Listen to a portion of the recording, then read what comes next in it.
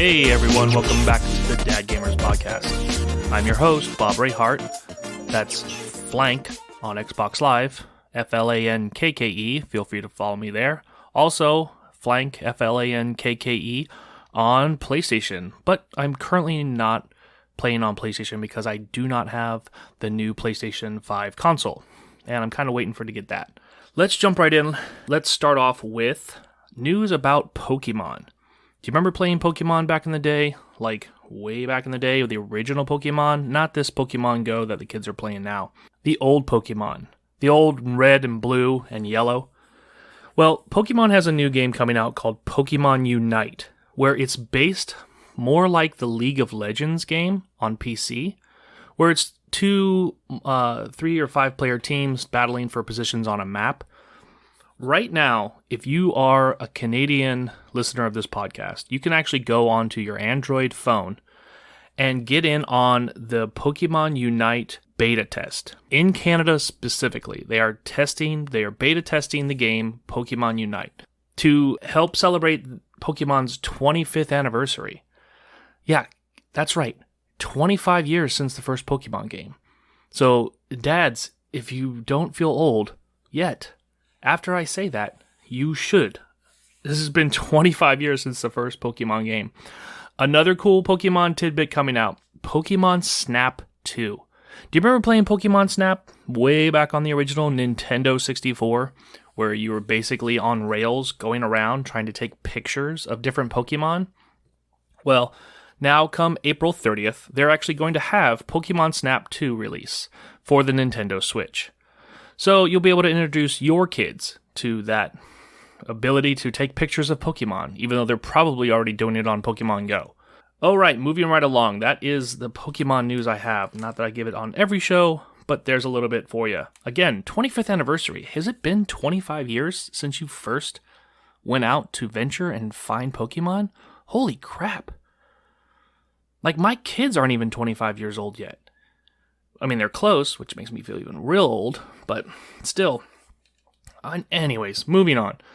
Red Dead Online. Does anybody play this? Done by Rockstar? So, Red Dead Redemption came out and has Red Dead Online. Now, you can play Red Dead Online against multiplayer like everybody out there, and of course, everybody out there is kind of a jerk, and they just want to shoot each other. And it cannot be fun if you don't have a group or a posse to play with. Well, the guys over at Rockstar have said, okay, we're going to focus more now on adding in solo player missions. So now, as of starting, whenever you hear this podcast, because it's already available, Red Dead Online has now added 3 new missions designed exclusively for solo players. Okay, so as part of their help of the Red Dead community, they're not just doing it so, it's like it's going to require an entire posse in order to play this mission.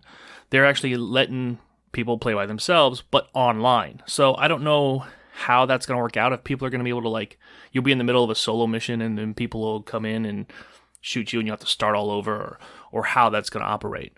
But the name of the missions are as follows. A new source of employment is the base of the mission. It has specifically three designed solo missions. It's unclear again how the multiplayer will play into it, but we'll find out. One is called a one-horse deal, with tasks you with stealing a guarded, untamed racehorse. One called Rich Pickings sends you off to the mayor of Saint Denis' house to steal jewels from him.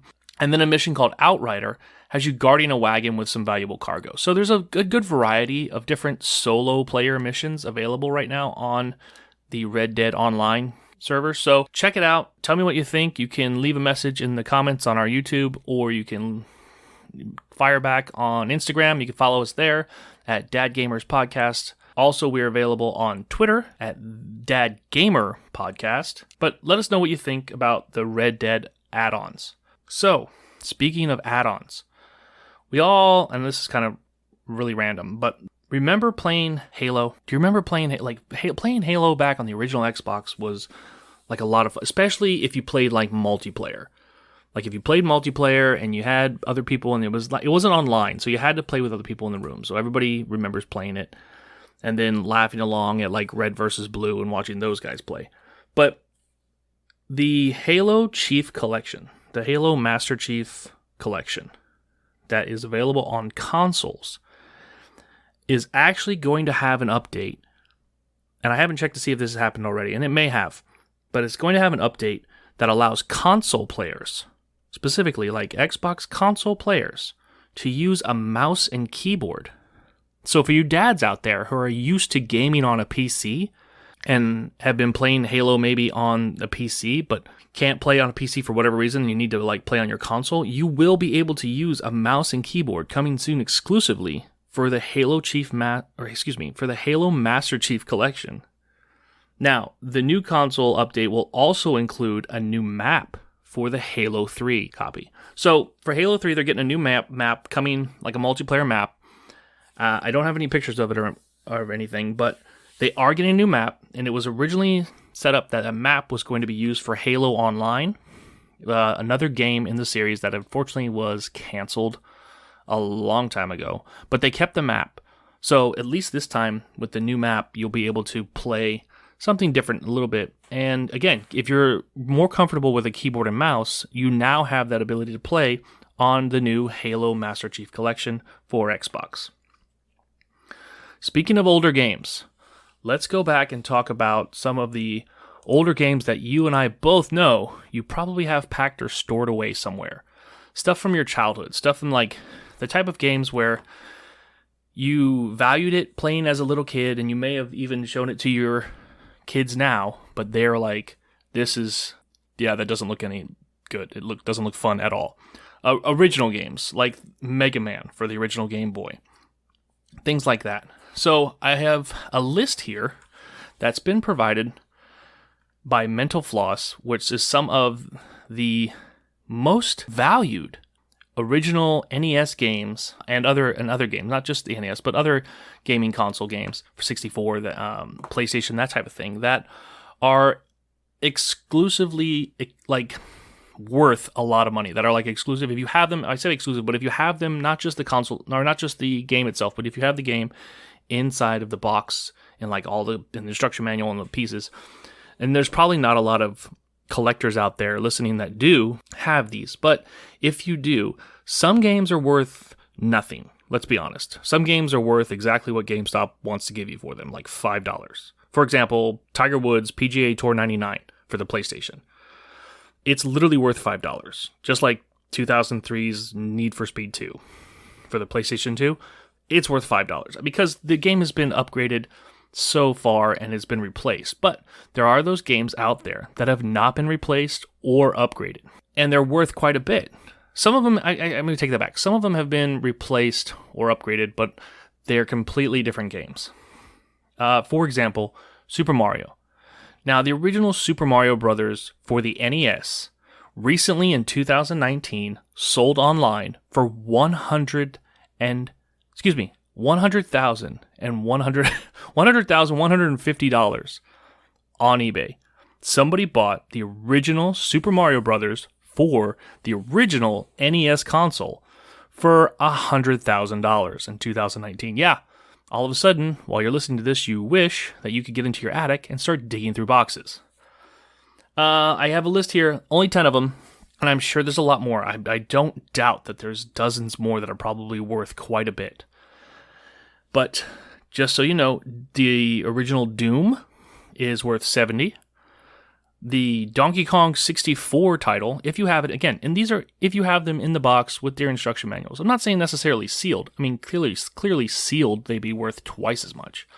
But if you have these and you don't want to play them anymore, you want to unload them, now might be the time. And the amount of money that these are worth might be able to get you one of the newer consoles. But again, Donkey Kong 64 worth $75. Silent Hill. If you remember Silent Hill on PlayStation, the original PlayStation, right now it's worth $125. The Legend of Zelda. Now, the Legend of Zelda, this is for the NES version. If you have it in the box, $150. Streets of Rage 3 for the PlayStation, $200. Metal Gear Solid, $200.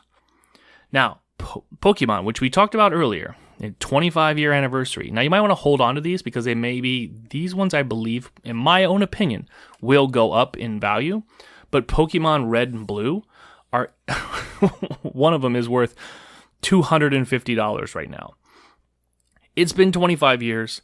You probably bought it for $40 or $50 back in the day. So for it to climb to $250 is well worth it.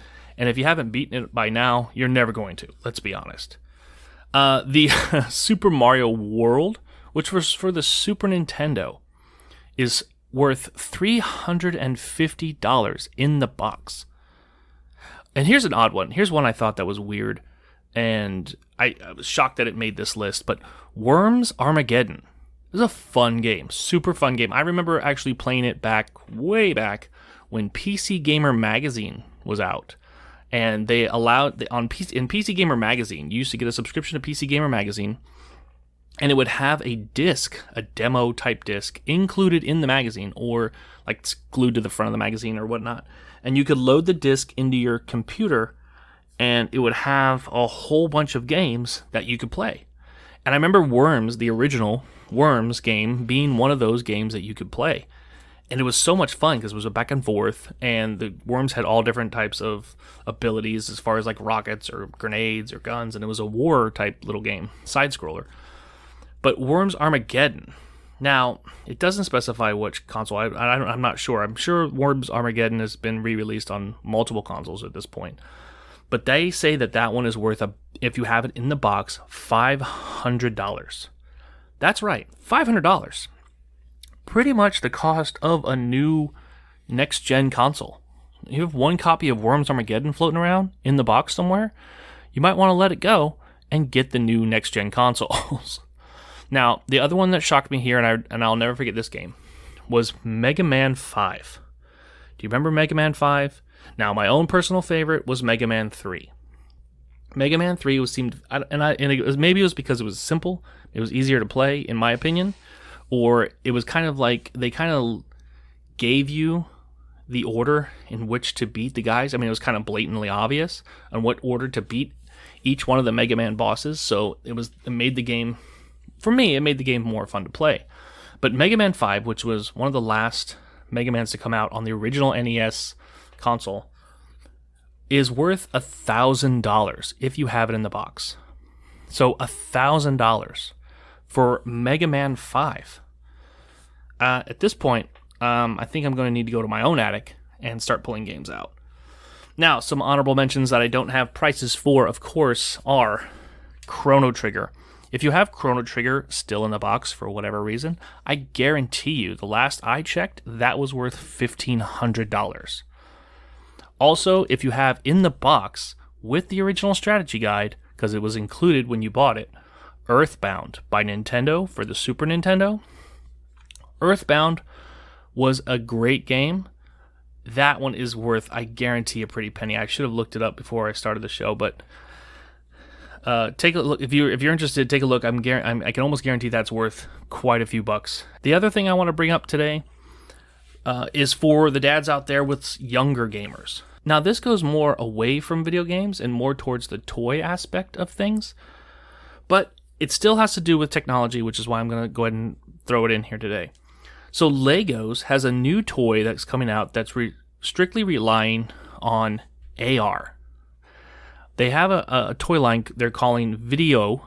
Now, video, when I say on a podcast, it sounds like video, but it's actually spelled VIDIYO, Video.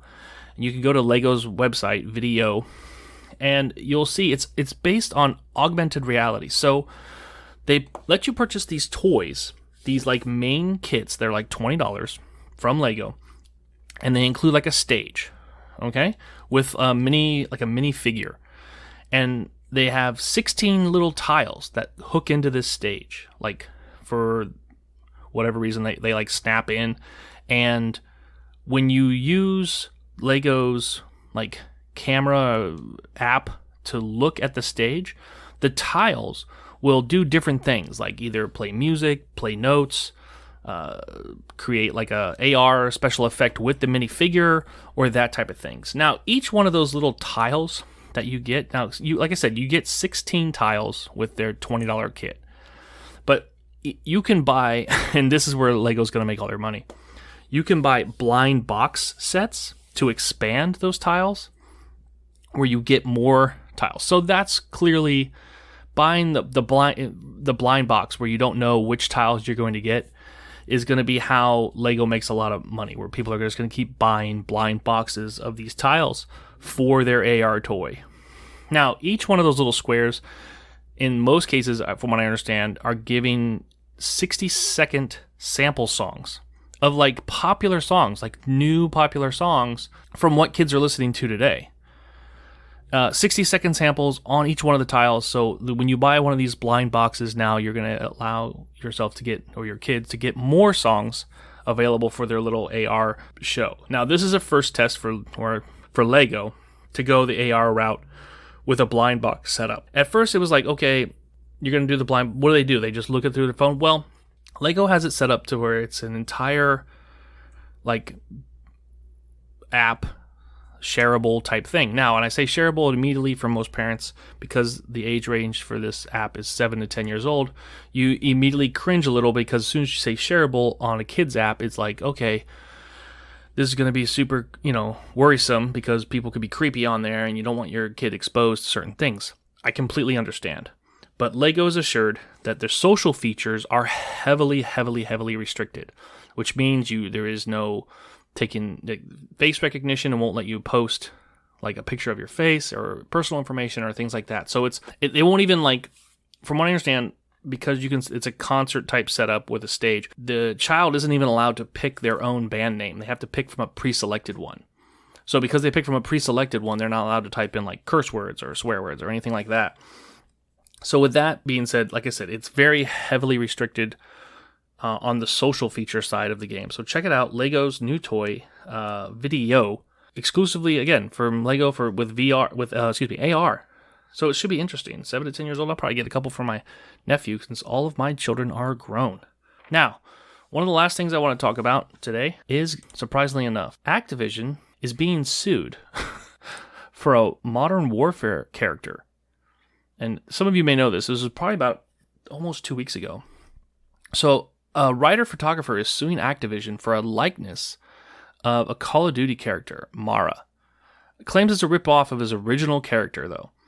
According to Polygon, the defendant, I'm just going to say Clayton, created a character named Cade Janice as a female soldier. And this is the part that gets a little weird. So he hires a Twitch streamer and model named Alex Zedra back in 2017 to be the likeness. He sets it up, does a photo shoot with her in character so that he can present the whole story to film studios. So his original plan was not to have this character be part of Call of Duty. His original plan was to have this character be for a movie. So he sets it all up. He gets a makeup artist. He gets the photographer. He gets this Twitch streamer named Alex Zedra. I hope I'm saying that right. And he gets her to pose as his character that he came up with, named Cade Janice. And again, 2017. So she does all that. Clearly, we never heard from that back in 2017, so his pitch to the film studios got nowhere. Which, props to him for even trying, though. In 2019, though, during Call of Duty Modern Warfare Season 1, there was a character named Mara that was released as a DLC operator in the game.